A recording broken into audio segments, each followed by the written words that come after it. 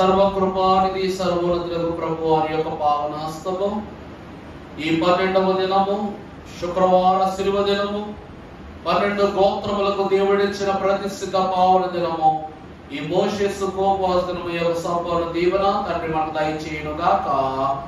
ఆమేన్. దయచేసి కూర్చోనండి. దేవుని యొక్క మహా ఘనమైన కృపను బట్టి మహోన్నతుడు పరిశుద్ధుడు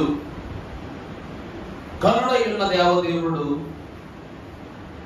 అల్పుడను అయోగ్యుడను విహితుడనయ్యున్న నాకు దైవ ఉద్దేశానుసారముగా ఇచ్చిన జ్ఞానోక్తిని బట్టి విపులపరుస్తున్న వాక్యము, తెలియజేయుచున్న వాక్యము దైవ మర్మాభరితమైన వాక్యమైనది భావిస్తూ ఉన్నాం. 8 ఆజ్ఞలలో ఏమాత్రమును లోకమును ఇమిడ్చివేయక లోకము వైపు అనుసరించిన యెడల 8 ఆజ్ఞలలో వెనక దాగి ఉన్నటువంటి శిక్షయు, దేవునికి మన మీద కలిగేటువంటి ఆలోచనయు, ప్రేమయు, వీటన్నిటినీ దేవదేవుడు మనకు చాలా ప్రత్యేకంగా తెలియజేశారు. మనుషుల ప్రేమిటిదో, లోకము ప్రేమిటిదో, పరలోకం ప్రేమ ఏంటిదో, మరి ముఖ్యముగా కుమారుని ప్రేమ ఏంటిదో, దేవదేవుని యొక్క ప్రేమ ఏంటిదో తెలియచేయటమే 10 ఆజ్ఞల యొక్క ప్రత్యేక ఉద్దేశం అని మీకు తెలియజేస్తున్నా. జరగబడినటువంటి గత 8 ఆజ్ఞలు కలిగినటువంటి దినముల యందు దేవుడు సెలవిచ్చిన రీతిగా ఎంతో ఆశీర్వాదకరముగా ఆజ్ఞను పూర్తి చేసుకున్నాం. ఈ రోజు మరి ఒక ఆజ్ఞలోనికి 10 ఆజ్ఞలలో లాస్ట్ బట్ వన్ రేపటితో లాస్ట్. ఇక దేవుని ప్రియబిడ్డలారా, ఈ 9వ ఆజ్ఞలోనికి మనం వచ్చేసరికి పరిశుద్ధ గ్రంథంలో ద్వితీయోపదేశ కాండం 5వ అధ్యాయము 20వ వచనం మనం చదువుకున్నప్పుడు, నీ పొరుగువాని మీద అబద్ధ సాక్ష్యము పలుకకూడదు. చాలా విశిష్టమైనటువంటి మాట. ఈ లోకములో చాలా తొందరగా చెల్లుబాటు అవుతున్నటువంటి మాట కూడా ఇది. మన పెద్దవాళ్ళు కూడా చాలా మంచి మంచి మాటలు చెప్తా ఉంటారు పిల్లలకి. 1000 అబద్ధాలు ఆడైనా ఓ పెళ్లి చేయాలంట. అంటే పెళ్లి తర్వాత నుంచి జీవితాంత అబద్ధాలు మొత్తం బతికే వాళ్ళు అలాగే అసమైపోయింది. 1000 అబద్ధాలు అంటే ఏం చేయాలి? ఓ పెళ్లి చేయాలి. కరెక్టే, పెళ్లి అయితే చేస్తారు. మరి నిజం ఎప్పుడు చెప్పుకుంటారు? వాళ్ళు ఎడాకుల రోజు చెప్పుకుంటారు అనమాట. పెద్దవాళ్ళు కూర్చోబెడితే పెళ్లి చేసామని పెళ్లి చేసినోడు చేతులుకుంటాడు. ఇక మేము పాస్పోర్ట్ మేమే పెళ్లి చేసాము అనుకోండి, మ్యారేజ్ సర్టిఫికేట్ ఇచ్చి మేము చేతులుకుంటాం. పంచాయతీలోనో కోర్టులోనో పెడితే ఇడాకులు ఇచ్చి లాయర్ చేతులుకుంటాడు, జడ్జి చేతులుకుంటాడు. చివరికి చేతులు దులుపుకోకుండా బ్రతికేది ఎవరో తెలుసా? ఈ అబద్ధాలు మోసుకోనే ఈ భార్య భర్తలే. దేవుని ప్రియబిడ్డలారా, ఈ లోకములో ఒకదానిని గురించి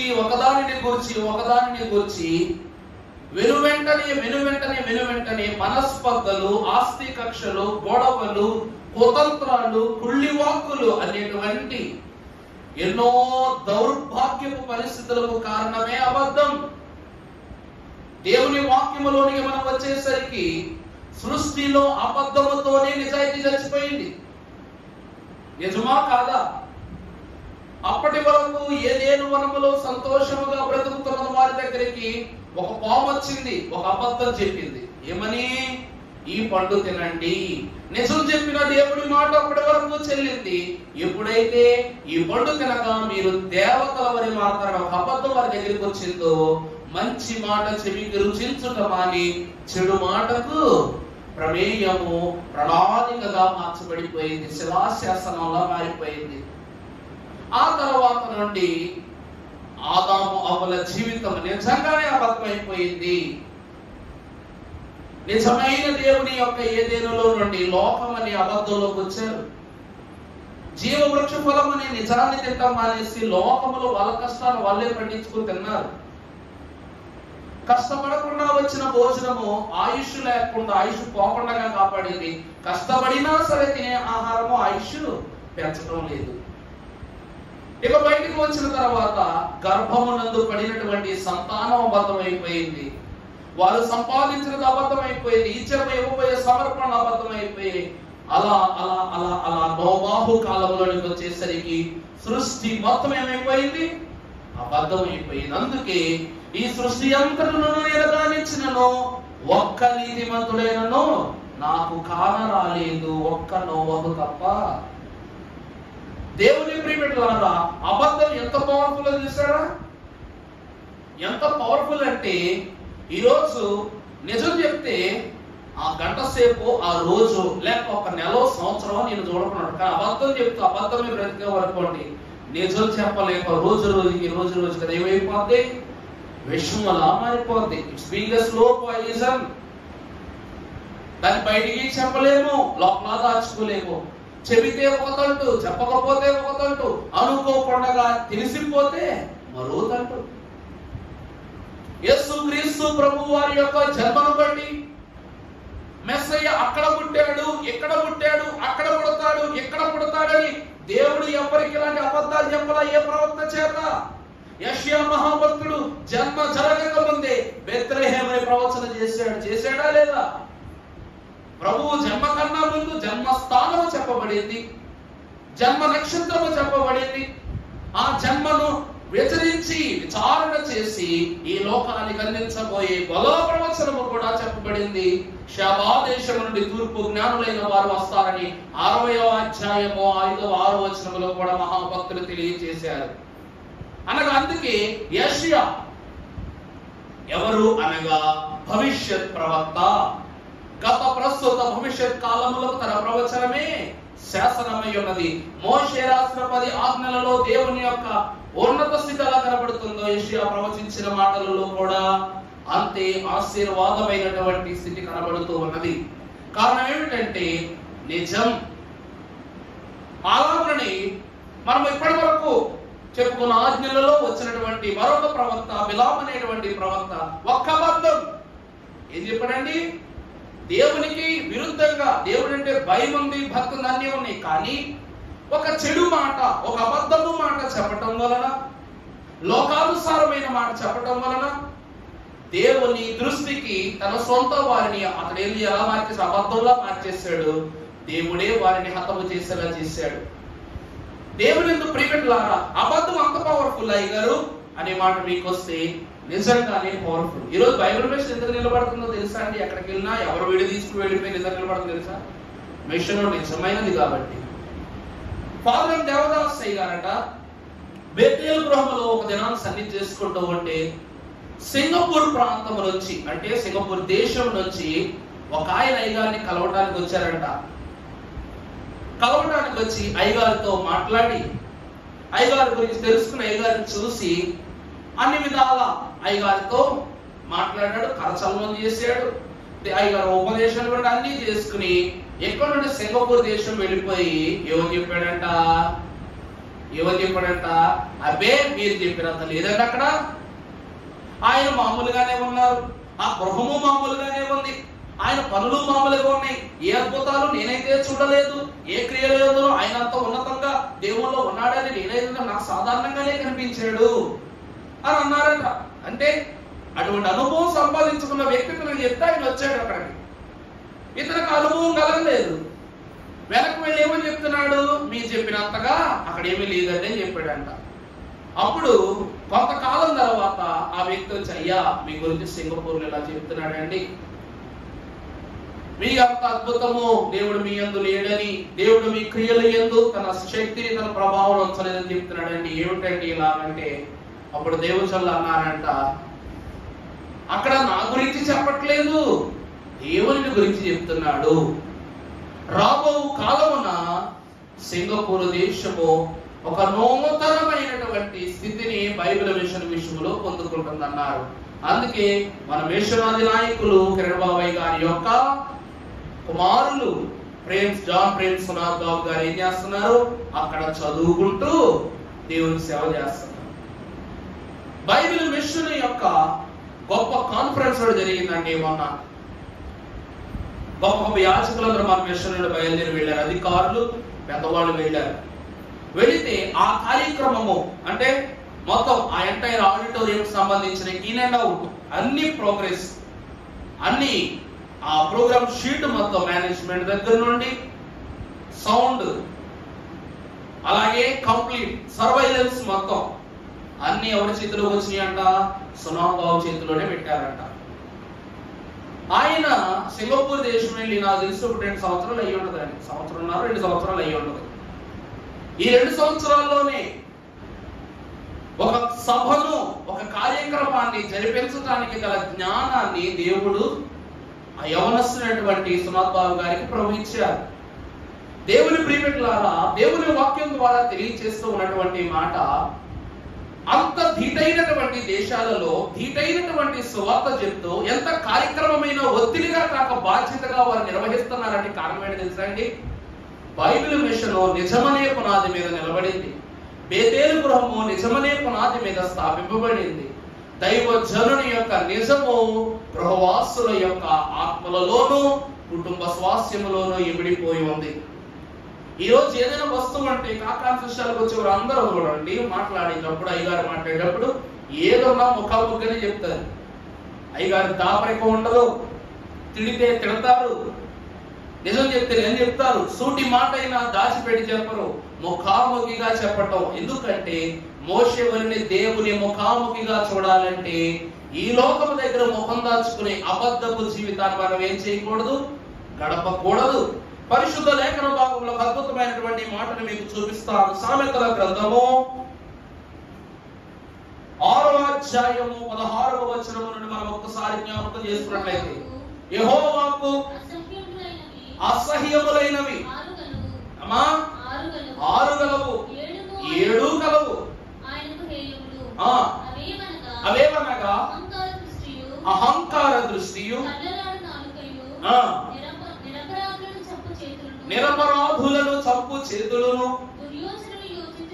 దుర్యోచనలను యోచించు హృదయమును, కీడు చేయుటకు త్వరపడు పరుగులెత్తు పాదములను,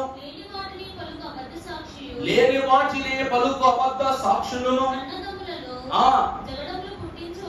జగడములు పుట్టించువారును, ఆజ్ఞలను కైకొనుచు త్రోసి వేయకము. దేవుని యందు ప్రియమిత్రులారా, ప్రభువుకి ఇష్టం లేనటువంటివి 6, 7 కూడా. ఆ 7 విషయములలో ఒకటి అబద్ధ సాక్ష్యము. దేవుని యొక్క వాక్యము ద్వారా మనం చూసినట్లయితే ఆది కాండమునందు దేవుడు నిజమైన రూపము నిజమైన పోలిక చొప్పున ఆయన రూపాన్ని పోలి ఆదామును సృజించి అతని ఎముకలలో నుండి ఒక ఎముకగా అవ్వను తీసి వారిని ఒక నిజమైనటువంటి రూపాలుగా ప్రభువు ప్రతిష్ఠించినప్పుడు వారు ముట్టినది, వారు తట్టినది, వారు అనుభవించిన ప్రతి స్వాస్యము నిజమే. ఎప్పుడైతే దేవుడు పండుని తినవద్దన్నాడో, ఇక్కడ మనకు ఒక మాట అనిపించవచ్చు, పండు అబద్ధమా, దేవుడు వద్దన్నాడంటే పండు అబద్ధమేమో అన్నట్లుగా మీకు అనిపించవచ్చు. ఆ పండు అబద్ధమేం కాదు. అక్కడ సమస్య పండు తినటం కాదండి. అక్కడ సమస్య ఏంటి? పండు తినటం కాదు, దేవుని మాటను ధిక్కరించటం. ప్రభువును అయిన దేవదేవుడు భయపడరాదు క్రీస్తు విశ్వాసినటువంటి కీర్తనలో, దిక్కైనట్టి దేవుడే నరుడై మిక్కిలి ప్రేమతో మేలు చేయగా ఇక్కడ ఎన్నో హింసలు నొంది ఆయన మృతి చెంది బ్రతికి ఎక్కి వెళ్లి కుడి ప్రక్కనందు ప్రభు పక్క నుండి ప్రార్థించు రక్షకుడు అనేటువంటి మాటను ప్రభు రాస్తారు. ఈరోజు ఒక్క మంచి చెడ్డల నుంచి ఫలము దేవుడు కూడా చెప్పడం, ఏమండోయ్ ఇది మంచి చెడ్డల ఫలము, మీరు ఇది తింటే మీకు మంచి ఏదో చెడేదో తెలుస్తున్న ఆదాము వాళ్ళకి చెప్పారా? ఏమి చెప్పలా, తినొద్దని మాత్రమే చెప్పారు. అలాగని జీవవృక్ష ఫలాలు తింటే మీరు జీవిస్తారని చెప్పారా? చెప్పలా. ఆ ఫలాలు తింటే జీవిస్తారు అంతే. రెండిటి యొక్క వివరణను ప్రభు తెలియచేయలేదు, కానీ రెండిటికి ప్రభు చెప్పినది ఇది తినండి, ఇది తినవద్దు. ఒక మెడికల్ షాప్ లోట ఒక ఫార్మసిస్ట్ ఉన్నాడట.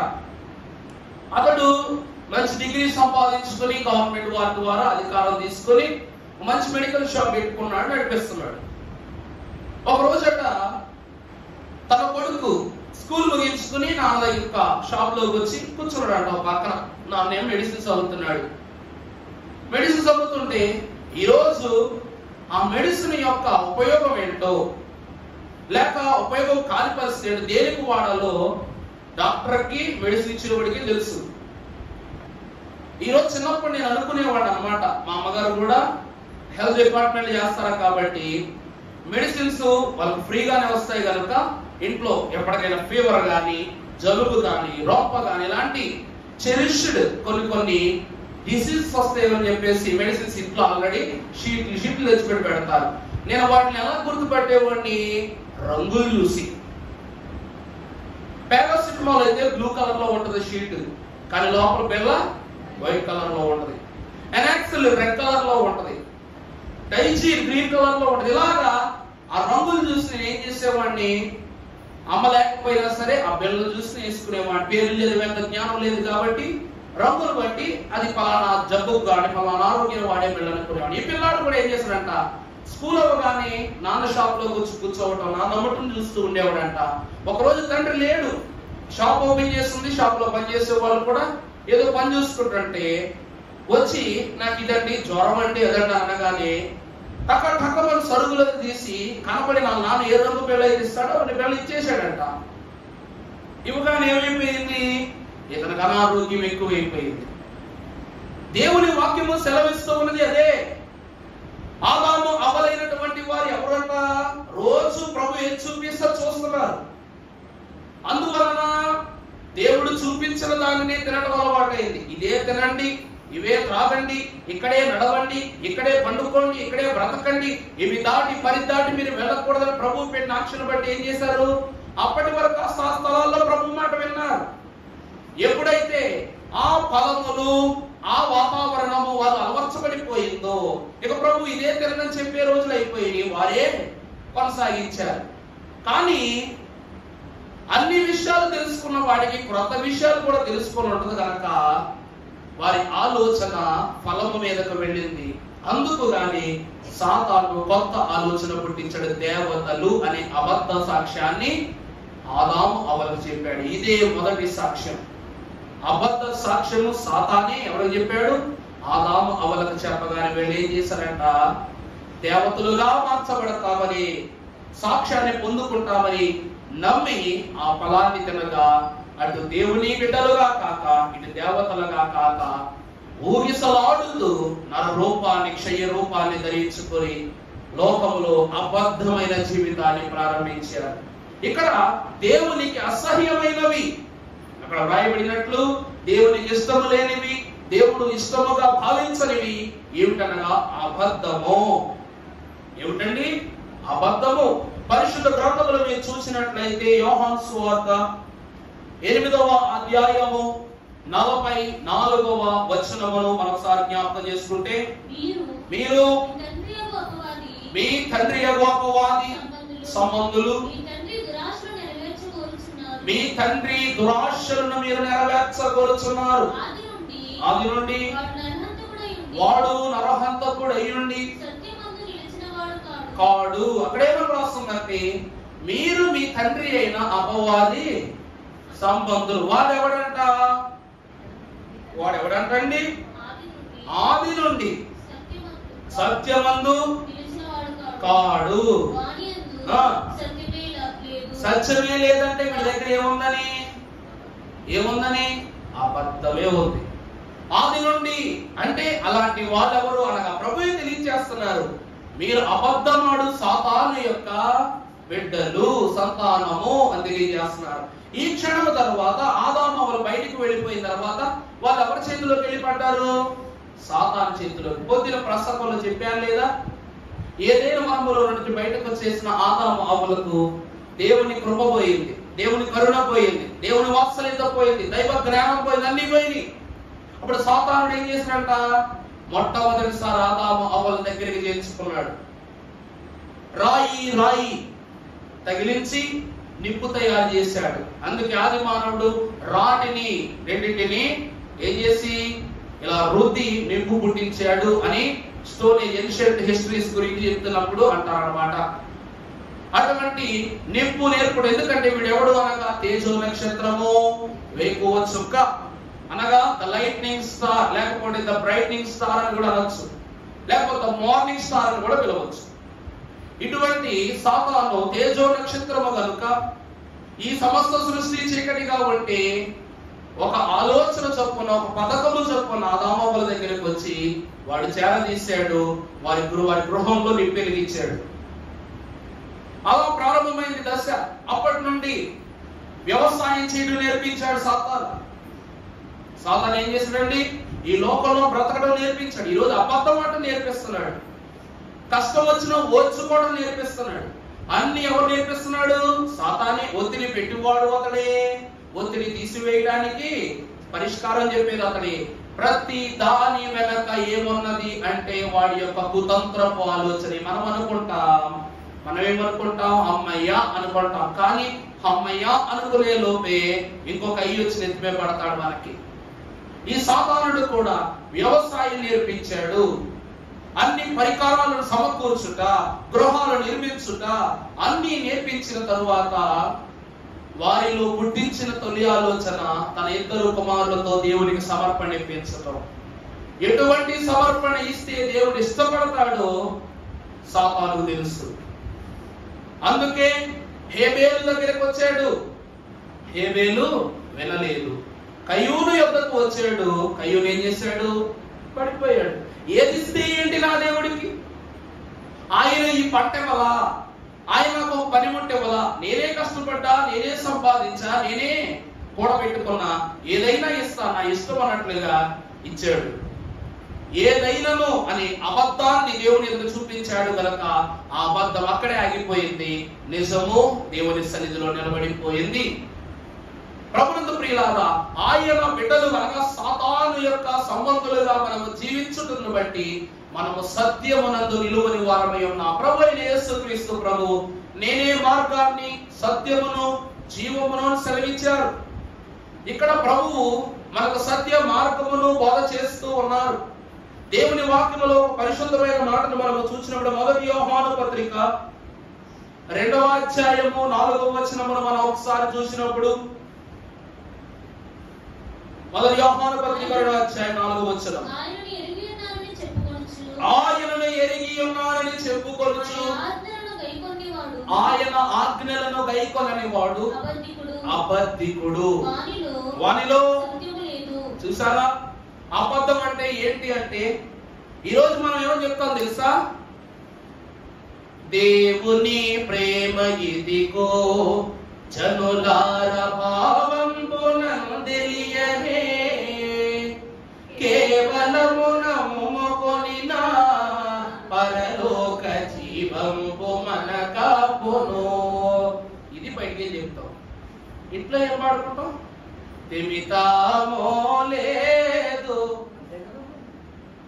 ఎవరికి? మానవునికి స్థితియందు శ్రమలే కాదా.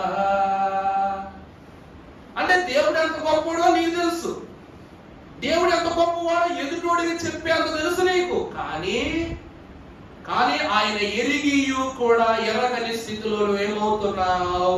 నిన్ను నువ్వు కోల్పోతున్నావు, దేవునిలో నుండి వేరుపరచబడుతున్నావు. అటువంటి వాడే అబద్ధికుడు. దేవుని వాక్యము సెలవిస్తున్నది. ఈరోజు బైబిల్ మిషన్ వారు ఏమని చెప్తారు? మరణాత అని చెప్తారు. కొంతమంది పాపం అర్థం కాదు, మరణాత ఎక్కడ ఉంది అంటారు. మనకు తెలుసు మరణాత ఎక్కడ ఉందో వాక్యంలో, మనం చెప్తాం. కానీ మనం మరణాత అని చెప్పుకుంటా వెళ్తుంటే ఏంట్రా బాబు వీళ్ళ భాష ఏదో అనుకుంటారు కొంతమంది. దైవజనులు ఆ యొక్క మాటను, ఒక్క మాటని 3 భాగాలు చేశారు. ప్రభు వచ్చి ఉన్నాడు, ప్రభు వచ్చుచున్నాడు, ప్రభు అయిన యేసు రమ్ము. అక్కడ 3 స్థితులు కనబడుతున్నాయి. 2 స్థితులు నెరవేరాయి, 3వ స్థితి నెరవేర్పులోనికి రాబోతుంది. ప్రభువు వచ్చుచున్నారు, ప్రభువు వచ్చి ఉన్నారు. దేవుని ప్రియమిట్లారా, ప్రభు అయిన యేసు రమ్ము. మొదటిగా వచ్చి ఉన్న దేవుడు, ఏదేను వనములో ఆదాము అవ్వల యొద్దకు వచ్చి ఉన్న దేవుడు, మన కొరకు నరునిగా, ప్రియ రక్షకునిగా యేసు క్రీస్తు ప్రభువుగా వచ్చి ఉన్న దేవుడు. రెండవ మారు ఆరోహణమైపోతూ వెళ్ళిపోచున్నాను, నీ కొరకు నేను మరలా రెండవ మారు వచ్చుచున్నాను అని చెప్పి మనతో వెళ్ళిన దేవుడు. ఇక్కడ రెండో కంప్లీట్ అయిపోయింది. ఇప్పుడు ప్రభు చెప్పి వెళ్ళిపోయారు. ఇప్పుడు మన వంతు ప్రభు అయిన యేసు రమ్ము. మరణాతలో నిజమున్నది, నిజము మరణాతలో ఇమిడి ఉన్నది, అదే సంఘము అన్నారు మన తండ్రి గారు. అంటే ఈ లోకములో చెప్తాం, దేవుని ధరించుకున్న వారికి శ్రమలు, రెండు శ్రమలు అంటాం. మరి అదే శ్రమ నీకొస్తే ఒత్తిడి భరించలేము, పరిస్థితులు ఎదుర్కోలేము. నిన్ను బట్టి నలుగురు మారుతున్నారు, కానీ ఆ నలుగురిని మార్చి నువ్వెందుకు పాడైపోతున్నావు అన్నదే దేవుని వాక్యంలో ప్రభు యొక్క కన్నీరు కూడా. ప్రభునందు ప్రియులారా, మరొక మాట మీకు చూపిస్తా. మత్తయి సువార్త 26వ అధ్యాయము 59వ వచనం చూసినప్పుడు, ప్రధాన యాజకులను మహాసభ వారందరూ యేసును చంపవలెనని వెదుకుచుండిరి గాని అబద్ధ సాక్షులు అనేకులు వచ్చి చూసారటండి. దైవజనుడు దేవదాస రక్షణ పద్యాలు రాసినటువంటి మాట, పాపులను అంటుకొన్నను పాపములంటని వాడాయన, రోగులను అంటుకొన్నను రోగములంటని వాడాయన, దోషులను అంటుకొన్నను దోషములంటని వాడాయన, లోకములో పుట్టినను పరలోకమును బట్టి జీవించిన వాడాయన అన్నారు. అంటే తామరాకు మీద నీటి బొట్టు ఎలాగైతే అంటి అంతని స్థితిలో ఉంటుందో, నీటిపైన నూనె బొట్టు ఎలాగైతే పైన తేలాడుతూ ఉంటుందో, దేవుడు కూడా ఈ లోకములో నరునిగా వచ్చిన నరుని యొక్క తత్వాన్ని కనపరుచుకున్న ఆయన నరునిగా ఈ లోకానికి అలవాటు అవ్వలేదు, అలవాటు చేసుకోలేదు. దేవుని యొక్క వాక్యములో భక్తులైన వారు కూడా అదే అంటున్నారు. ఆయన ఏ ఏ గృహాలకు వెళ్ళి స్వస్థత చేశారు, ఏ ఏ గృహాలకు వెళ్ళి బోధ చేశారు, ఏ ఏ గృహాలకు వెళ్ళి వారి కుటుంబాలను తండ్రి వైపు నడిపించారు, వారందరిని విచారిస్తే వారందరూ చెప్తున్న మాట ఒకటే, తలపులోనైననే తట్టు చూచిన గాని రపనయైననే రంబు లేదు, జగులు చెప్పినత వినుట పరీక్షింప రపనయైననే రంబు లేదు, చెప్పిన మాటలను చేర్చి విచారింప రపనయైననే రంబు లేదు, రపనయైననే రంబు లేదు. వారు చెప్పిన మాటలన్నీ మేము దగ్గరకు చేర్చి ఇందులో ఏమైనా అతనికి సంబంధించిన దోషము దొరుకుతుందా అని చూసాం. అందులో రబంతైనా మాకేం దొరకలా, నేరం దొరకలా. పోయి ఎదుటి వారిని చూసే చూపులోనైనా మాట్లాడే మాటలోనైనా దోషం దొరుకుతుందా అని వెతికాము, కానీ అక్కడ కూడా దొరకలా. ఆయన నీతిమంతుడు, అవివాహి నిజనరుండు, మనుషులను మించిన అద్భుత మానవుడు, ఇది యేసు క్రీస్తు ప్రభుని ఇహ చరిత్ర. అంటే మనుషుల మధ్యలో ఉన్నను ఆయన అద్భుతమైన మానవుడు, మనుషులను మించు అద్భుత మానవుడు, ఇది యేసు క్రీస్తు ప్రభుని ఇహ ఏ చరిత్ర, ఇహ చరిత్ర, ఈ లోకములో ఉన్న చరిత్ర. సాక్ష్యాలు పుట్టించాలని చూస్తున్నారు, సాక్ష్యాలు దొరకట్లా, వెతుకుతున్నారు, దొరకట్లా.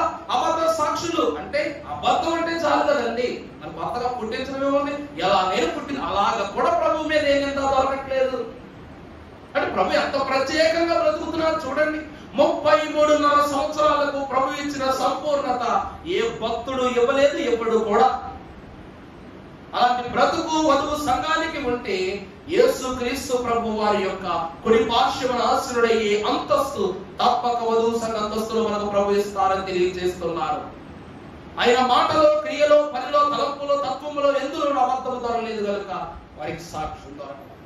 అప్పుడు బాగా దోచాడగా ప్రభు అన్న మాటలు తిరగేసి మాట్లాడారు. ఇదిగో ఈయన యెరూషలేము మందిరమును కూల్చి నిర్మిస్తాను అని అన్నారు ప్రభు. కానీ వీరెలాగన్నారట, కూలుస్తాను అనే మాటనే చేతితో పట్టుకుని దానితో అబద్ధ సాక్ష్యం తయారు చేశారు. ప్రభువు మాట్లాడిన ఒక మంచి మాటలో కూడా దోషాన్ని వెతికింది సంఘము, లోకము. అర్థమవుతుందా అండి? ఈ సాక్ష్యాలు చెప్పిన వాళ్ళు ఎవరు కొత్త కొత్త వాళ్ళు కాదు, ఎవరు తన సొంత ప్రజలే, ఆరోగ్యాలు బాగు చేయించుకున్న వాళ్ళే, ఆశీర్వాదాల కోసం గృహాలకు వచ్చిన వాళ్ళే, ప్రతి ఇంట్లో ప్రభువా ప్రభువా ప్రభువా అని వేదన పడిన వాళ్ళు ఏమంటున్నారు ప్రభువును? ఈయన మాకు వద్దంటే వద్దు అంటున్నారు. అప్పుడు ప్రభు అంటున్నారు, పిలాతు మహాభక్తుడు, రాజైనటువంటి పిలాతు ఈ నీతిమంతుడు. పిలాతుకు అర్థమైపోయింది, రేపటి భవిష్యత్తు ప్రభువును బట్టి తన వంశావళికి ఉండకూడదన్న భావం తనేమన్నాడు, ఈ నీతిమంతుని రక్తమునకు మాకేమీ లేదు, సంబంధం లేదని చేతులు పడుకున్నాడు. కానీ తన స్వంత ప్రజలే ఈరోజు ఏమంటున్నారంట? ఏం చేస్తున్నారంట? వాళ్ళు ఏమన్నారు? ఆ శాపము, ఆ దోషము, ఆ శిక్ష మా మీదకి, మా పిల్లల మీదకి వచ్చింది. అందుకే సిలువ మోస్తూ ప్రభు అంటారు, యెరూషలేము కుమార్తెలారా, నన్ను గూర్చి ఏడవద్దు, మీ కొరకు మీ పిల్లల కొరకు ఏడవండి. ఎందుకంటే మీ భర్తలు లేక మీ తండ్రులు లేక మీ తాతలు వాళ్ళు ఏం చేశారంటే ఎంత పని చేశారు. నా రక్తము ద్వారా వచ్చు శాపము పిలాతు తన బిడ్డలకు రాకూడదని కోరుకుంటే, మీ భర్తలు, మీ బిడ్డలు, మీ తండ్రులు మాత్రం అది మా మీదకు, మా వంశాల మీదకు రావాలని కోరుకున్నారు. ఆ శిక్షను గురించి దుఃఖించండి. నేను మోసే సిలువ కల్వరి చేరేంత వరకు నాకు భారము, కానీ మీ కుటుంబాలు, మీ వంశావళిలో మోసేటువంటి భారము రాకడ వరకు గొప్ప శోధనగా ఉంది. ఎందుకంటే ఒక అబద్ధాన్ని మనం కోరుకున్నారు కాబట్టి, అబద్ధాన్ని కోరుకోవడం వల్ల మనకు కలిగి శోధన ఏమిటనగా తరాలు పడేటువంటి వేదన. అందుకే ఈరోజు అయ్యగా రాశారుగా, యూదులు పాలస్తీనా వదిలి వెళ్ళుచున్నారు, అదిగో. ఏమండి, పాలస్తీనాలో యుద్ధం జరగట్లా? జరుగుతుందిగా, నెరవేరుతుందిగా. ఎప్పుడు రాశారు అయ్యగారు ఈ మాటలు? యేసు ప్రభువు వచ్చుచున్నారు, ఇదిగో. కీర్తనలో మొదటి ఆచరణమే, యూదులు పాలస్తీనా వదిలి వెళ్ళుచున్నారు, అదిగో. క్రీస్తు తన విశ్వాసాలను కోల్పోవు గడియ వచ్చినదని రాశారు అయ్యగారు. ఈ దినమున యుద్ధాలను బట్టి పాలస్తీనా ప్రజలు యుద్ధాలు చేసుకుంటే వీళ్ళు ఎక్కడ దాక్కోవాలో తెలియక కింద గృహాలు ఏర్పడి, అండర్ గ్రౌండ్స్ ఏర్పడేసి అక్కడ బతుకుతున్నారు కొందరు. నీటి కోసము లేక ఆహారం కోసం బయటికి రావాలంటే భయం అట్టి పరిస్థితి చేసింది. ఎందుకంటే నింద మొయ్యటము, శిక్ష మొయ్యటం ఎంత కష్టమో దేవుని వాక్యంలో భక్తులు తెలియజేశాడు మనకు. ఇక తర్వాత మనం చూసినట్లయితే పరిశుద్ధులైన దేవదేవుడు భక్తులైన సొలొమోను ద్వారా ఇచ్చినటువంటి మాట, సామెతల గ్రంథము 14వ అధ్యాయము 5వ వచనము. నమ్మకమైన సాక్షి అబద్ధమాడడు, కూట సాక్షికి అబద్ధములు ప్రియములు, అపహాసకుడు జ్ఞానము వెదకుట వ్యర్థము, తెలివి గలవానికి జ్ఞానము సులభం. ప్రభునందు ప్రియమిత్రులారా, అబద్ధము ఆడని వాడు ప్రభుకి ఏమై ఉన్నారు? నమ్మకమైన సాక్షి. దేవుని వాక్యాన్ని బట్టి మనం చూసినట్లయితే తన ప్రజలైనటువంటి యేసుక్రీస్తు ప్రభు వారి ప్రియ శిష్యులు అందరూ ఉన్నారు. దేవుని వాక్యములో శిలువ శ్రమ దినాలను యాచించినప్పుడు చూసినప్పుడు మనం ఒక మహాభక్తుల గురించి వాక్యం విన్నా. మన అయ్యగారు, ప్రెసిడెంట్ అయ్యగారు తెలియజేశారు. ఎవరైనా మన అయ్యగారు రాజమండ్రి సభలో వాక్యం ఎవరికైనా గుర్తుందో లేదో డిస్ప్లే చేసి చూపించారు. ఒక భక్తుడి గురించి చెప్పారు అయ్యగారు. కురేనీయుడైన సీమోను, అతడు నమ్మకమైన సాక్షి.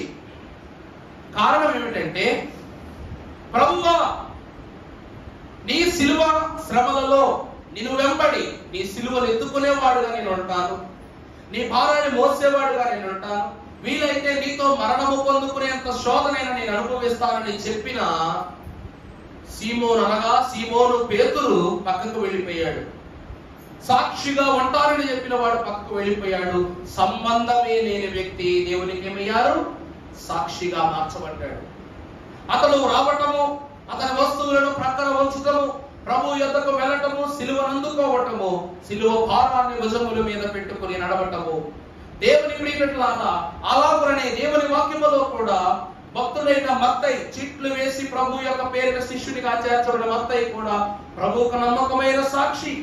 ఈ రోజు దేవుని వాక్యం సెలవిస్తూ ఉంది, దేవుని నిబంధనలను గైకొనుచు ఆయన వాక్యము ద్వారా నడిపింపబడు మనము ఆమేన్ అనువాడు ప్రభువుకి ఏమై ఉన్నారు? నమ్మకమైన సాక్షి. అందుకే ఆమేన్ గట్టిగా చెప్పలేదు. ఆమేన్ అంటే ఏంటి? అలాగుననే దేవుడు దీవెనలు మీకు ఇస్తూ ఉన్నాడంటే ఆమేన్ అనుకోవాలి మనసులో. దేవుడిని ఏర్పరచుకుంటున్నాడంటే ఆమేన్ అనుకోవాలి మనసులో. ఎందుకంటే నీ మాటతోనే నీ ఆమోదం ముడిపడి ఉంది. అర్థమవుతుందా అండి? నువ్వు మనస్సులో కానీ నోటితో కానీ మాటలోనే నీ భవిష్యత్తు దేవుల్లో ముడిపడి ఉంది. భక్తుడు, సర్వోన్నతుడు, సర్వోపకారైన దేవదేవుడు ఆమేన్ అనువాడు నిజమైన నీతిమంతుడును నిత్య రక్షణ సాక్ష్యము గలవాడని తెలియజేశాడు. ఇక్కడ రాయబడినటువంటి మాట అబద్ధికుడు అనగా అబద్ధములు ఆడనటువంటి వారు ప్రభువుకి ఏమై ఉన్నారు? నమ్మకమైన సాక్షులై ఉన్నారు. దేవుని యొక్క వాక్యములో మరొక మాట మీకు చూపిస్తాను. అదే సామెతల గ్రంథం 6వ అధ్యాయము 19వ వచనం మనం ఒకసారి చదువుకున్నట్లయితే, లేని వాటిని పలుకు అబద్ధ సాక్షియు, అమ్మా లేని వాటిని పలుకు, లేని వాటిని పలుకు అబద్ధ సాక్షియు, అన్నదమ్ములలో జగడములు పుట్టించువాడును. నా కుమారుడా నా తండ్రి ఆజ్ఞలను గైకొనుము, నీ తల్లి ఉపదేశము త్రోసివేయకు. ఇక్కడ ప్రభువు తెలియజేస్తున్న మాట ఏమిటంటే, అబద్ధాలు ఆడేటువంటి వారు ఎవరి మధ్యలో శోధనలు పుట్టిస్తారు? అన్నదమ్ముల మధ్యలో శోధనలు పుట్టిస్తారు. దేవుని యందు ప్రియమిత్రులారా, ఈరోజు భక్తులుగా దేవుని యొక్క తలంపును బట్టి అబద్ధాలు ఆడేటువంటి వారు ఇద్దరిని విడగొట్టారనేటువంటి మాట దేవుని వాక్యంలోకి వస్తే, అబ్రహాము లోతును విడగొట్టింది ఇలాంటి ఒక అబద్ధమే. సంబంధం లేని ఒక గొడవ అబద్ధంతో మొదలైంది. అది కూలివాడి దగ్గర నుండి పనివాని దగ్గరికి, పనివాని దగ్గర నుండి దొర యొక్కకు, దొర నుండి కాపుడు యొక్కకు, అక్కడి నుండి పైకి, అక్కడి నుండి పైకి యజమానుల పాదాల దగ్గరికి వచ్చి పడిందట. పడగానే ఈ గొడవ ఇక ఎక్కువగా కూడదని లోతు మహాభక్తుడు ఏమన్నాడు? విడిపోదాం. ఏమన్నాడండి? విడిపోదాం. ఎక్కడో మొదలైన అబద్ధము తన యజమానులకు కూడా చేరిపోయి అది వీరి యొక్కకు వచ్చి పడగానే అప్పుడు వారు ఏం చేస్తారంట? సర్లే, ఇటువంటి శోధన మనకు మామూలే, సాతాను శోధిస్తున్నాడు అని అబ్రహాం అంటే, లేదు మనం ఇలాగే ఉంటే ఇంకా గొడవలు అయిపోతాయి, ఇంకా ఇంకా ఇంకా శోధనలు మన మధ్యలో తలెత్తాయని చెప్పేసి లోతు ఏం చేశాడంట? విడిపోవడానికి సిద్ధపడ్డాడట. దేవుని ప్రియమిత్రులారా, ఈ రోజు నిన్ను విడగొట్టడానికి అన్నదమ్ములో, అక్క చెల్లిలో ఎవరో ఒకరు, నిన్ను విడగొట్టడానికి అబద్ధం ఆడటానికి ఎవరు వస్తారో మీకు తెలుసు. పచ్చగా ఉన్న కుటుంబాన్ని ఎండి ఆకులుగా మార్చడానికి ఎవరి మధ్యలోకి వచ్చి పడతారో మీకు తెలుసు. అలాంటి వారికి దూరంగా ఉండమని దేవుని వాక్యం చెప్తూ ఉంది. ఎందుకంటే పక్కనే ఉన్నాడు పగవాడు, మన చర్కికి చేరినా వాడు ఏ రూపంలో రావచ్చు. ఆదామవ్వలు భార్య భర్తలు పాము రూపంలో వచ్చాడు, అబద్ధ సాక్షి చెప్పాడు, ఎడగొట్టేశాడు. అలాగుననే అన్నదమ్ములైనటువంటి ఎవరు? యాకోబు, ఏశావు. దేవుడు ఎలాగా జ్యేష్ఠత్వం ఇస్తాడని తెలుసుగా, కానీ తల్లేమో చిన్న కొడుకుని వెనకేసుకొచ్చింది, తండ్రి ఏమో పెద్ద కొడుకుని వెనకేసుకొచ్చాడు. వీళ్ళకు నూరు పోస్తూ ఉన్నారు. ఆఖరి క్షణంలో తల్లి చేతులెత్తింది, తండ్రి చేతులెత్తాడు. ఆ తర్వాత ఏమైందో మీకు తెలియంది కాదు. దేవుని ప్రియమిత్రులారా, పరిశుద్ధ లేఖన భాగమును బట్టి మనం చూసినట్లయితే యోబు యొక్క కూడా వచ్చిందట ఇలాంటి శోధ. ఎలా వచ్చిందట? భార్యలా వచ్చింది, స్నేహితుల్లో వచ్చింది, కూలివారిలో వచ్చింది, సాతానే స్వయంగా వచ్చి చెప్పాడు. యోబు మారాడా? మారలేదు. అందుకే ప్రియులారా, మారు మనస్సు పొంది దేవుని మాట వినకున్న భూయందు పేరొందున విశ్వాసులైనా చేరుకునుట సున్నా. దేవుని ప్రియమిత్రుల అబద్ధాన్ని విడిచిపెట్టడం అంటే దేవుని మాట వినటమే. యోబు భక్తుడు దేవుని మాట మాత్రమే విన్నాడు. అక్కడ చూస్తాం 11వ అధ్యాయం యోబు గ్రంథములో, దేవుడు నాతో మాట్లాడిన మేలు, ఆయనే నాతో వ్యాజ్యమాడిన మేలు, ఆయనే తన జ్ఞాన రహస్యాలు నాకు బోధించిన మేలే. అంటే దేవుడు యోబుతో మాట్లాడతాడని అక్కడ ప్రత్యేకంగా రాయి చేశాడు. యోబుతోనే మాట్లాడతానని చెప్పారు. రెండవది, ఆయనే యోబుతో వ్యాజ్యమాడుతున్నారు. తన కుటుంబము యోబుతో వ్యాజ్యమాడుతుంది. దేవుడు యోబు పక్షంగా ఉండి అటువంటి వారందరితోనూ వ్యాజ్యమాడుతున్నాడు. మూడవది జ్ఞాన రహస్యములు, అంటే అబద్ధమాడని నాలుకయు, నీతిని కోల్పోయిన తత్వముయు, దేవునిలో జీవించే నిజమైనటువంటి భక్తియు తనకు దేవుడు ఏం చేస్తున్నాడు? మర్మాలుగా అనుగ్రహిస్తూ ఉన్నారు. ఇలా అనుగ్రహించడం ద్వారానే యోబు మహాభక్తుడికి దేవుడు ఏమిచ్చాడంట? జ్ఞానోక్తినిచ్చాడు. లోబడ్డాడు కనుక రెండంతల ఆశీర్వాదం. ఒకవేళ భార్య మాట విని, ఆ అబద్ధాన్ని విని దేవుడు నిన్ను ఇక దూషిస్తాడేమో, విడిచిపెట్టేస్తాడేమో, దేవుడు దూషించేయి అని చెప్పగానే ఆ అబద్ధాన్ని విని దేవుడిని గారు ఒక మాట అని ఉండుంటే ఈ రోజు యోబు అనే ఒకరి గురించి మనం అసలు చదువుకో. అందుకే భక్తుడు యోబు గ్రంథంలో దైవజనులు రాసినటువంటి పాటలో కూడా పేద క్రైస్తవుడా సేద తీర్చుకో, ఇది ఆ ముక్తి. బాధలు పొందిన వాదములాడకు అని రాయబడి ఉంది. నువ్వు బాధలు పొందటం వలన నువ్వు ఏం చేయకూడదు? దేవునితో వాదాలను పెట్టుకోకూడదు. అలా ఉన్నట్లయితే నేను ఏమవుతావు? చిరజీవాధిపతిన ప్రభువులకు నిజముగా ఉండబడతా. యేసుక్రీస్తు ప్రభు వారు పేతురును తిట్టారనుకుంటారు వాక్యంలో. సాతాను వెనక పోనగానే పేతురు మనసులో బాధపడ్డాడంటాడు పాపం. యోహాను మహాభక్తుడు కూడా ప్రభు అందరికీ స్వస్థత చేయడానికి గృహాల్లోకి వెళ్తుంటే యోహాను మాత్రం గుమ్మమై నిలబడేవాడు. అందుకే వాక్యం ఏమంటుంది? మనుష్య కుమారుడు మద్యపానీయును, తిండిపోతీయును, త్రాగుబోతీయును అలాగని యోహాను ఏమయ్యాడంట? దెయ్యము పట్టిన వాని వలె ఎవరి ఇంటలో నివసించక, ఎవరి గృహములోనూ చేరక అతనంటూ ఒక ప్రపంచంలో బ్రతుకుతుండేవాడంట. అందరి శిష్యులు ఒక ఎత్తులోను, ఈ మహాభక్తుడు యోహాను గారు ఒక ఎత్తులను బ్రతికేవారు. క్రీస్తు పరిశుద్ధుడు, యోహాను క్రీస్తు కన్నా పరిశుద్ధుడు. మీకు ఆరోహణాల గురించి పొద్దున ఒక మాట చెప్పారు. హానోకు నడిచి వెళ్ళిన వాడు, అతని ఆరోహణము ఒక అద్భుతం. ఏలియా రథాల మీద వెళ్ళిపోయాడు, అతని జీవితం మరో అద్భుతం. యేసుక్రీస్తు ప్రభు వారు ఎగిరి వెళ్ళారు. వీళ్ళ ముగ్గురుకును దేవుని వాక్యంలో చూస్తే హనోకుకు మరణం లేదు, ఏలియాకు మరణం లేదు. మూడవదిగా యేసుక్రీస్తు ప్రభు మరణించినను పునరుద్ధానుడై జీవాధిపతిగా ఆయన వెళ్ళిపోయారు కనుక ఆయనకు మరణం లేదు, జీవించారు కనుక. ఇక మూడవది యోహాను మహాభక్తుడు ఎలా వెళ్ళాడు? ఇక్కడకు ఎక్కిరమ్ము. ప్రభు ఏమంటున్నారు? నువ్వు ఇక జరగబో సంగతులు నేను నీకు తెలియచేస్తాను, నీవు ఎక్కి ఇక్కడికి రమ్ము అని ప్రభు పరలోకమును ఆహ్వానించగా ఒక్క అడుగులో ఎక్కేశాడు పరలోకానికి. అంటే యోహాను విశ్వాసం, యోహాను పట్టుదలతో చూడండి.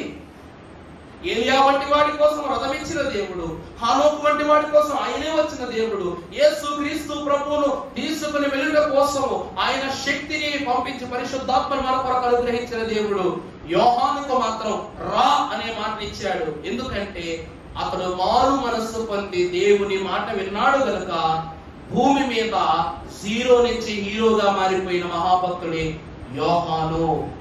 యోహాను జీవితమునందు లేనిది అబద్ధము. అందుకే చాలా సౌమ్యంగా తల్లి అయినట్టు జబదీయ కుమారులైన వీరిద్దరి యొక్క తల్లి, నా ఇద్దరు కుమారులను సింహాసనం ఇరు ప్రక్కల నువ్వు ప్రతిష్ఠించుకో, కుడి పక్కన ఒకరి ఎడమ పక్కన ఒకరిని ఉంచుకోండి. అప్పుడు ప్రభు అన్నారు, అమ్మా ఈ గిన్నెలోని నేను త్రాగునట్టు నువ్వు త్రాగుదు అంటే ఆమె ఏమంది? తాగేస్తాం ప్రభువే తన తండ్రి ఏదో తొలగించు అనే మాట వాడారు. కానీ అమ్మో ఏంటి ప్రభువా ఇది తాగమంటున్నావు? కనీసం అని ఒక మాట కూడా మాట్లాడకుండా ఏమందట? తాగేదలు బిడ్డల కొనగా వారి జీవితం నిజము, ఆ తల్లి యొక్క కోరిక నిజము, దేవుని యందు వారి కలిగిన నమ్మకము విశ్వాసం నిజము కనుక అబద్ధమైన ఆ బిడ్డలకు దేవుడు నిజంగానే స్వాస్థ్యాన్ని ఇచ్చాడు. ఆఖరిగా మీకు కొన్ని మాటలు చూపిస్తాను. మత్తయి సువార్త 5వ అధ్యాయం 33వ వచనం. మత్తయి సువార్త 5వ అధ్యాయం 33. మరియు నీవు అప్రమాణము చేయక నీ ప్రమాణములను అప్రమాణము చెయ్యక నీ ప్రమాణములను ప్రభువునకు నీవు చెల్లింపవలనని మీరు విన్నారు కదా. నేను మీతో చెప్పేది ఏమనగా దేవుని తెలియజేస్తూ ఉన్నాడు, ఒట్టు పెట్టుకోనకూడదు. అబద్ధమాడే ప్రతి ఒక్కడు చేసే పని ఏంటో తెలుసా? వాడు అబద్ధం ఆడుతున్నాడు కాబట్టి అరే ప్రామిస్ అంటాడు. అబద్ధమాడేటువంటి వ్యక్తి వాడి మొట్టమొదటి పని ఏమిటంట? ఒట్టు. కొన్ని ఏరియాలో ఇంకా దారుణం ఉండవు. ఏళ్ళు కోసేస్తారు ఏకంగా. ఏళ్ళు కోసి వాళ్ళ ఏళ్ళలో రక్తం పోసి అంటారు, ఇదిగో రక్త ప్రమాణం చేస్తున్నా అంటారు. ఇది కానీ తప్పానంటే నా వంశం, నా బ్లడ్ అందరూ అబద్ధీకులే అని చెప్పడానికి నిదర్శనంగా కొంతమంది వేళ్ళు పోసేసుకుంటారు. కొంతమంది ఏమంటారు తెలుసా? నేను చచ్చిన దొడ్డు అంటారు. ఇంకా గొప్పలు చేసేదే సన్నాసి పని, అందులోనూ ఏమంటారంట? చచ్చిన దొడ్డు అంటారు. మరి నిజంగా అందులో నిజమే ఉంటే, వాడు నిజాయితీగా ఉంటే ఒట్టు పెట్టుకోవాల్సిన అవసరం ఉంది. ప్రభు ఎవరిని ఒట్లు పెట్టలా, ఏ ప్రవక్త ఒట్లు పెట్టలా. ఈరోజు దైవజనుల దగ్గరికి వచ్చి చాలా మంది అడిగారంటే ఇలాంటి మాటలు తెలుసా అండి? అయ్యా రాకడ ఎప్పుడండి? ఈరోజు నన్ను కూడా చాలా మంది అడుగుతున్నారు, తొందరగా రాకడితే బాగుంటాయి గారు, తొందరగా రాకడితే బాగుంటుంది. దైవజనుల దగ్గరికి కూడా వచ్చారంట, అయ్యా మా తాతలు చెప్పుతున్నారు రాకడా, మా తండ్రులు చెప్పారు రాకడా, మీరు చెప్తున్నారు రాకడా, రేపటి తరానికి మేము చెప్పాలి రాకడా, మరి ఎప్పుడు రాకడా అని అడగాలి. ప్రభు అన్నారంట, దైవజనులు దేవదాస్ గారు ప్రభు పక్షంగా నిలబడి అన్నారంట, నువ్వు పరిశుద్ధుడిగా ఉన్నప్పుడే రాకడా అన్నారంట. నువ్వేమై ఉండాలి? పరిశుద్ధుడిగా ఉన్నప్పుడే, నీ గృహం పరిశుద్ధంగా ఉన్నప్పుడే, నీ గ్రామం పరిశుద్ధంగా ఉన్నప్పుడే, నీ రాష్ట్రం పరిశుద్ధంగా ఉన్నప్పుడే, ఈ దేశం పరిశుద్ధంగా ఉన్నప్పుడే, ఈ దేవుడిచ్చిన ఈ సృష్టి పరిశుద్ధంగా ఉన్నప్పుడే రాకడా అన్నారట.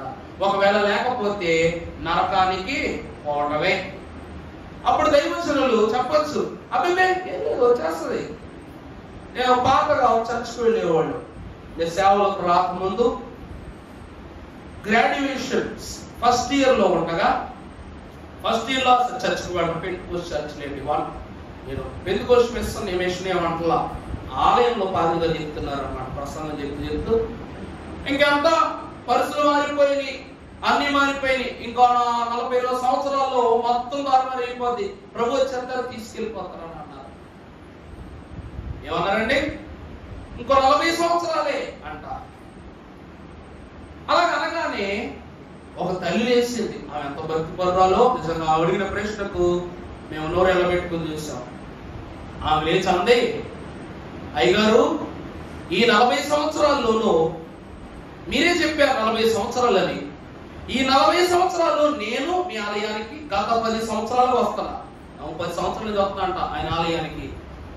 నా పిల్లల్ని కూడా మీ ఆలయానికి అలవాటు చేస్తాను నేను, మీరు నాకు షూరిటీ ఇవ్వగలరా? ఈ 40 సంవత్సరాల్లో నా బిడ్డల్ని, నా కుటుంబాన్ని పరిశుద్ధులుగా చేస్తారని మీరు షూరిటీ ఇవ్వగలరా అంటే, ఎలా కుదురుద్దామా అన్నాడు. ఈరోజు పిల్లల్ని తీసుకెళ్లి స్కూల్లో జాయిన్ చేస్తాం, ర్యాంక్ వస్తుందని జాయిన్ చేస్తాం, కానీ వాళ్ళ చిల్లరగా తిరగాలని జాయిన్ చేస్తాం స్కూల్స్ లో. మరి దైవ సన్నిధికి ఈరోజు వస్తూ ఉంటాం. ఇంతకాలపు మన బైబిల్ మిషన్ సేవలో ఈరోజు ఈ సంవత్సరంతో 5వ సంవత్సరంలోకి ఎంటర్ అవుతున్నాం మనం. ఈ 5 సంవత్సరాలలో సంఘము విస్తీర్ణమైంది. వాక్యం చదవని వారు చదువుతున్నారు, స్థుతులు చెప్పని వారు చెప్తున్నారు, పాటలు పాడని వారు పాడుతున్నారు, ఉపదేశాలతో సహా. నాకెంతో ఆనందం పుట్టించేట్టుగా ఏదైనా పని మీద బయటకు వెళ్ళినట్టు ఆదివారం కూడా అమ్మో నా సంఘంలో ఏం జరుగుతుందని నేను మిత్రపోను, కంగారు పడను. కారణం ఏమిటంటే దేవుడు మాటలోను, పనిలోను, తలంపులోను, క్రియలోను అన్నింటిలోనూ మిమ్మల్ని బలంగా వాడుకుంటున్నాడు. అనగా చిన్ని బిడ్డలకు చెప్పవలసిన వాక్యములు, పెద్దవాళ్ళు వివరించవలసిన వాక్యములు, ధ్యానించే శక్తి, గ్రహించే మనస్సు అన్ని ప్రభు ఇచ్చారు. ఆ రోజు ఆయన టైం చెప్పాడు 40 సంవత్సరాలు. మరి రాకడ దగ్గరికి వచ్చేస్తారు అంటున్నారు. నాకు కొడుకున్నాడు, కూతురుంది, 2 కొడుకులు 2 కూతురు అంటానికి, 2 కొడుకులు 2 కూతురు ఉన్నారు, వాళ్ళకి పిల్లలు ఉన్నారు, వాళ్ళందరినీ కూడా ఆలయానికి తీసుకొస్తాను నేను. వాళ్ళందరినీ రక్షణలోకి తీసుకెళ్ళాలి. మీరు ఎంత తప్పు కూడా అవ్వకుండా మీరు వాళ్ళ జాగ్రత్త తీసుకోండి. అప్పగించేస్తానండి. ఈయన అన్నాడు, అమ్మో నా వల్ల కదా అన్నాడు. అంటే మాట విశ్వాసము, మాట విశ్వాసము మాటగానే మిగిలిపోయింది. నేను చేస్తాను అని ముందుకు వెళ్ళినట్టే దేవుడు సహకరిస్తారా? సహకరించాలా? యేసుక్రీస్తు ప్రభువారు పేతురు రా, లేక యోహాను రా, యాకోబు రా అని పిలుచుకున్నారు. పిలుచుకున్న మహాభక్తులైనటువంటి వీరందరూ గొప్పవాళ్ళు అయ్యారు. యోధా తప్పిపోయాడు, కానీ మత్తయిని దేవుడు పిలవలేదే. దేవుడి పనేంటో చూశాడు, మారుతున్న సమాజాన్ని చూశాడు, మార్పు చెందుతున్న ఆలోచనలు చూశాడు. తానే ప్రభువు పుట్టుక నుండి జన్మ వరకు ఆయనే సాక్షిగా నిలబడ్డాడు. ఆమేన్ అనుకున్నాడు కనుక అతను ఏమయ్యాడు?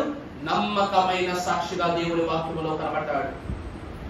ఈరోజు దేవుని ప్రియబిడ్డలారా, మనమందరము ఎవరు అనగా అబద్ధాన్ని విసర్జించేవారు. బైబిల్ మిషన్ వారు భాగ్యవంతులు అన్నారు. మనకేమొచ్చింది దౌర్భాగ్యం?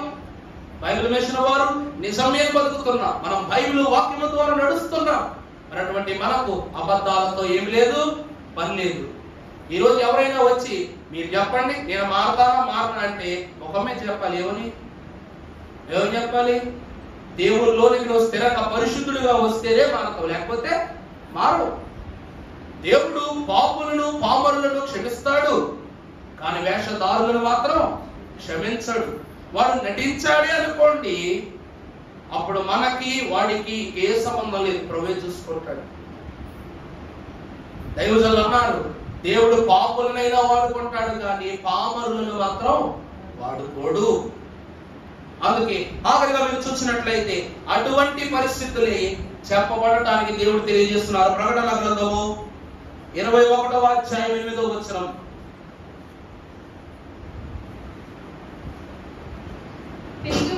పిరికివారు, అవిశ్వాసులను, అసహ్యులను, వ్యభిచారులను, మాంత్రికులను, అబద్ధికులందరూ అగ్ని గంధకములలో. చాలండి దేవుని ప్రియబిడ్డలారా, మత్తయి సువార్త 24వ అధ్యాయము 24వ వచనం కూడా ఒకసారి చూసినట్లయితే, మత్తయి సువార్త 24వ అధ్యాయం అమ్మా అక్కడ రాయబడుతున్నమాట, అబద్ధపు క్రీస్తులను ప్రవక్తలను వచ్చి సాధ్యమైతే ఏర్పరచబడిన వారిని సహితము మోసపరచుటకే గొప్ప సూచక క్రియలను మహత్కార్యములను కనపరచెదరు. చాలండి, నేను ఈ మాట వీడియోలో కట్ చేసుకుంటాను. మొన్న నెల సాయంత్రం ప్రార్థన అయిపోయాక ఫోన్లో యూట్యూబ్ షార్ట్స్ ట్రోల్ చేస్తారన్నమాట. పైకి అనే తిప్పుతా ఉంటే షార్ట్ ఒకటి, యూట్యూబ్ షార్ట్ ఒక వీడియో ఒకటి వచ్చింది. ఏంటంటే, మీ బాగా తెలుసు కల్వరి టేబుల్ సతీష్ కుమార్ గారు, ఆయన వీడియో ఒకటి వచ్చింది. ఆయన మంచి టైటిల్ పెట్టాడు, దెమ్మ తిరిగిపోయి టైటిల్ పెట్టాడు, ఏస్తూ రాత్రి అంట. ఏస్తూ ఏంటండి?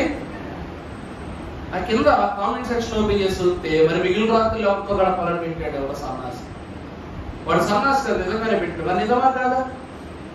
దేవుడు 365 రోజుల సంవత్సరానికి దేవుని వాగ్దానం తెలియజేస్తా ఉంది. సంవత్సరాంతము నుండి సంవత్సరం అంత్యము వరకు తన దయా కిరీటం మనపై ధరింప చేస్తాను వాక్యం చెప్పాడు. ఈ మాత్రం ఒక రాత్రి చూపిస్తాడట. ఆ వీడియోలో ఆ యొక్క పాస్టర్స్ వర్స్ పెట్టి మొత్తం ఎక్కడ పడతారు, మన ఊర్లో కూడా చాలా. పొద్దున వాక్యకి వెళ్తుంటే బ్రిడ్జ్ మీద చూస్తున్నాను అనమాట ఈ రాత్రి పాస్టర్లో. నేను వెళ్ళినప్పుడే పాస్టర్ ఉంది, ఈరోజు పొద్దున వెళ్తే పాస్టర్స్ లేవు. ఈ వీడియో నేను రాత్రి చూస్తే అతను ఏం చేస్తున్నాడంటే, మా ఊళ్ళో మాకు బోధించడానికి, మా కొరకు ప్రసవ వేదన పట్టడానికి, మా కొరకు కన్నీరు కాల్చడానికి 20 ఆలయాల్లో 20 మంది యాజకులు ఉన్నారు, నువ్వు కొత్తగా కొత్త రాత్రులు పెట్టక్కర్లేదు అని వీడియోలో ఎక్స్ప్లెయిన్ చేశాడు. దేవుని ప్రియబిడ్డలారా, ఈరోజు విశ్వాస యొక్క అబద్ధపు క్రీస్తులను, అబద్ధపు సాక్షులను ఆయన పేరిట వస్తూ ఉన్నారు.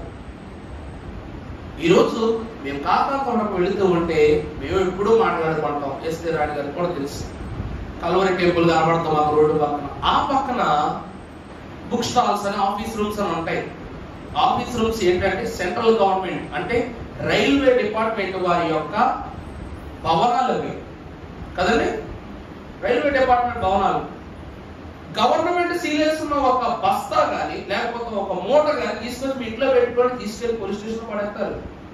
అలాంటిది సెంట్రల్ గవర్నమెంట్ కేంద్రీయ ఆస్తులవి, వాటిని అంత ఉచితంగా ఎవరికి ఇచ్చేస్తారు?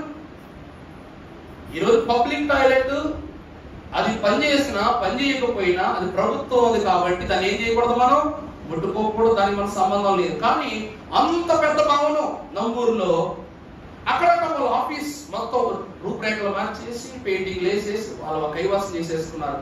మరి దానికి కనీసం ప్రభుత్వం వారు స్పందించలేకపోయారట. దేవుని ప్రియబిడ్డలారా, అంటే దేవుని వాక్యము వెల్లడి జరగట్లేదు అక్కడ. దేవుని పేరిట సొమ్ములను మాత్రమే వారు సంపాదించేస్తా ఉన్నారు. దైవజనులైన దేవదాసయ్య గారు సిరిని స్త్రీని ముట్టని వారు. ఈ రోజు మనం ఆ స్థితి చూడలేకపోవచ్చు, కానీ మన తండ్రులు పరిశుద్ధులను మనం భావిస్తున్నాం కనుక వాళ్ళ నీతి మాటలు మనం నీతిగానే తయారు చేస్తున్నాయి. ఆయన సిరిని స్త్రీని ముట్టకపోయినప్పటికీ దేవుడు వారికి అన్ని బాగోగులు చూసుకున్నారు. ఈ రోజు మిషన్లకు వచ్చేదంతా వెళ్ళేదంతా కూడా ఇక అడగరు. ఎందుకంటే ఏ రోజు మనం చెయ్యి చాపే స్థితిలో బైబిల్ మిషన్ను దేవుడు ఉంచలేదు. కారణం ఏమిటంటే మనం భాగ్యవంతులము కాబట్టి. ఈ రోజు బోధ ఎంత ప్రత్యేకంగా చెప్పాలి, ఎంత నిర్మితముగా దేవుల్లో సాగాలు ప్రభు అంటూ ఉన్నారు. అబద్ధ ప్రవక్తలు ఆయన పేరిట వస్తారు, అబద్ధ క్రీస్తులు వచ్చేస్తారు. మన దైవజనులు మాత్రం ఏమన్నారు?